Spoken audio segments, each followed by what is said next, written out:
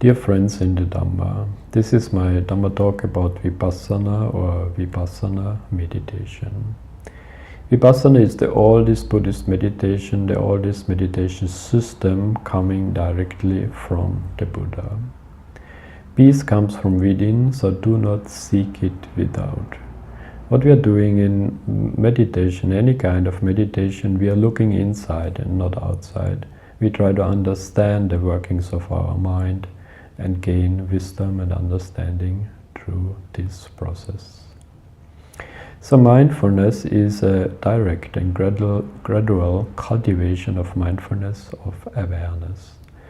This process is very well researched, and this is a thorough technique how to understand, purify and liberate your mind. So Vipassana is a very gentle but thorough technique. So it is very thorough and it is proven by thousands of meditators to be very practical and, if practiced in the proper way, leading to stages of awakening. The word bhavana comes from the root bhu, which is to grow, to cultivate or to develop. So bhavana means mental cultivation. And the English word meditation is not really a very good translation, but it's the best word we are having. The problem is, as soon as you say meditation, the question arises, to meditate on what? And bhavana implies that you are just working with your own mind. So Vipassana, the word Vipassana comes from Vassana, seeing or perceiving. Vi means into, through or deep inside. So Vipassana is looking into something with clarity and precision. And in this case, of course, it is the mind into which you are looking in. So Vipassana Bhavana is the cultivation of the mind, seeing things as they really are. The basis for this meditation comes from the Satipatthana Sutta, the foundation of mindfulness, in which the Buddha explained in great detail that we can use Vipassana or mindfulness for our meditation, and he called it Vipassana meditation. The main point in this meditation is to let go of everything. All the attachment, all the desires have to be overcome by this simple technique of Vipassana meditation. So we are overcoming greed, hate and delusion, or in the Pali words, lobha, dosa, moha. These are the three things which are responsible for our rebirth, for our suffering and for our bondage in this reality. So mindfulness is used to get rid of greed, hate and delusion, which is possible in Vipassana meditation. Mindfulness is also called a controlling faculty, a indriya, a spiritual power, a pala, and it is also one of the links in the Satipatthana meditation. But in Vipassana meditation, the mindfulness is focused on the senses. So we are looking at the eyes, ears, nose, tongue, body and mind. And whenever an impression comes in from these six senses, we try to label it with a neutral thought. So we just say it's just a picture, it's just a sound, just a smell, just a taste, just a sensation, and it's just a thought. So we try to stop these impressions from the six senses with a neutral thought, gain some understanding from it and move on with our meditation. Also, what happens in the Vipassana meditation, we can analyze and understand how we are creating new karmas from moment to moment. This process is called Panchopadana Skandha, Rupa, Vedana, Sanya, Sankara, Vijnana. So whenever an impression from the six senses is coming in, it's a rupa, something from outside. Vedana means it touches one of your senses. Sanya means you recognize it. I hear something, I see something, I feel something. Sankara would mean you give it a validation. You say, I like it or I don't like it. It's pleasant or unpleasant. And then Vijnana means it is stored up again in your subconsciousness as a new karma. Now in Vipassana meditation, this process can be stopped at the sanya level, at the sign level. So whenever you note the sensations from the six senses with a neutral thought, you say it's just an image, just a sensation, just a thought, then we can stop the mind from creating new karma. We purify our subconsciousness and free our mind from all defilements. Now, usually our mind is always running after enjoyment, so we are constantly on the hunt for new images, sounds, smells, tastes, sensations and memories. Exactly this process of hunting for enjoyable impressions, we stop in our meditation, we just note them, we are aware of these impressions, but we don't grasp them and we don't push them away. We just recognize them and move on with our meditation. Somebody who has not understood the Dharma or has no experience in meditation is called a bodhujana, the worldling. It means somebody who is still in the dark. He is like a blind man who cannot see things as they actually are. So the wheel of samsara has to be overcome. That is the whole purpose of the Buddhist teaching. That is why we meditate, why we try to develop the mind, to free our mind from this wheel of samsara. So the Buddha's first lesson was that we have to see the suffering in the world. When the Buddha went out of the palace the first time, he saw the famous four signs: an old man, a sick man, a dead man and a monk. That gave him some idea that there is suffering all around us. He himself realized he is suffering. And the monk gave him an idea that this is maybe the solution, so let me be a monk, let me search for the solution for this suffering. Then later on the Buddha realized that the desire is the problem, but Ditcha means the grasping of desirable things.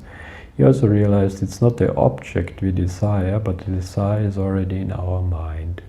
So whatever comes through the six senses just arouses our desire. We grasp things, we reject things, and we continue creating new karma from moment to moment. And we also indirectly then continue our journey in samsara. This is also called drushti, or ignorance or wrong understanding. Avijja pacaya sankara, caused by ignorance, we create karma from moment to moment. So to stop this problem at the root, we have to understand, for one thing, the law of cause and effect. So we have to have a little bit of understanding how the law of karma is working. So we cannot change our present situation because it is caused by our karma from the past. But whenever we are living a good life now, we can change our future existence. So in the Noble Eightfold Path, or the Four Noble Truths, the Buddha explained the way out of suffering. So he says it's very important that first we realize our situation. There is suffering. Suffering is caused by desire. Then as soon as we end desire, we also end suffering. And the Noble Eightfold Path is the path, or is the technique, how to free your mind from all defilements. So in order to attain any of the stages of enlightenment, we have to go through the Vipassana jnanas in our Vipassana meditation. The Vipassana jnanas are Udayapaya jnana, the arising and passing away; Panga jnana, contemplation of dissolution; Paya jnana, appearance as terror; Adinava jnana, the contemplation of danger; Nibbida jnana, disenchantment; Mujjhidukkhamita jnana, desire for deliverance; Patisankhanupassana jnana, contemplation of reflection; and Sankhapeka jnana, the equanimity about formations. So I'm not going here into detail, but these are the 8 Vipassana jnanas, which one by one is understanding, is a knowledge we gain in Vipassana meditation, shortly before we attain the first stage of enlightenment. So what we also understand in this Vipassana jnanas very deeply is the anicca, dukkha and anatta. So once we realize anicca, the impermanence in our meditation, impermanence becomes mentally discernible, as if actually visible. We also break up the gana sanya, the perception of the compact in the Vipassana jnanas. So this perception of compactness begins to disintegrate. So we understand there is no I, me or mine. There is no entity which could be called me or mine. So this gana sanya breaks up and we realize everything is changing, everything is moving, everything is vibrating around us. So free your mind, that is the main message of the Buddha. Don't get stuck again in this samsaric journey.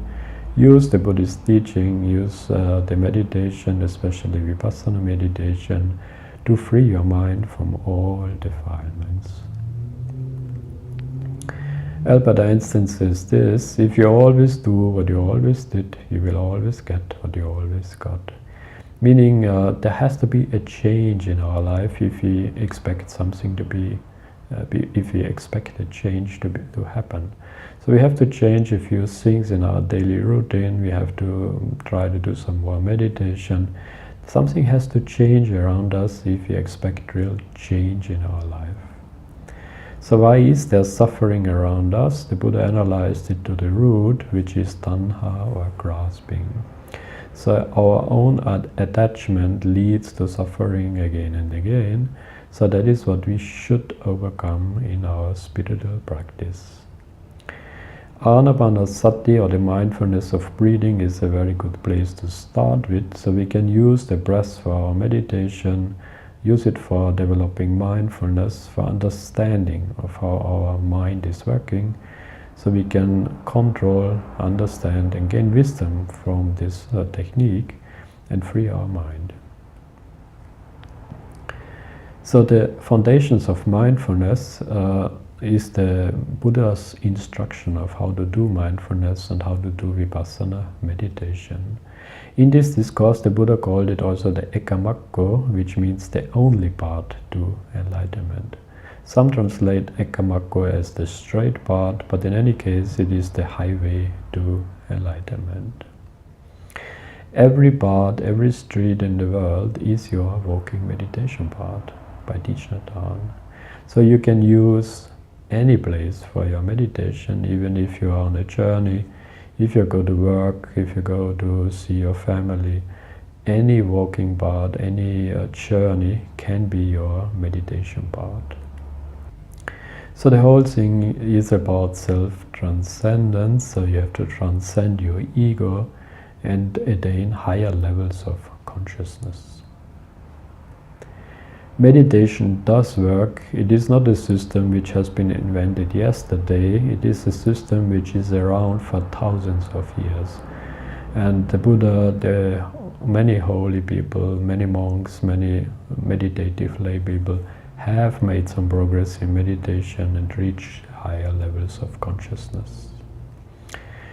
The Buddha was sometimes also called the Tathagata, coming from the word tathata, which means suchness. Now Tathagata means the one who has seen things as they are, who understands everything just is. There's no me or mine behind, things just exist around us.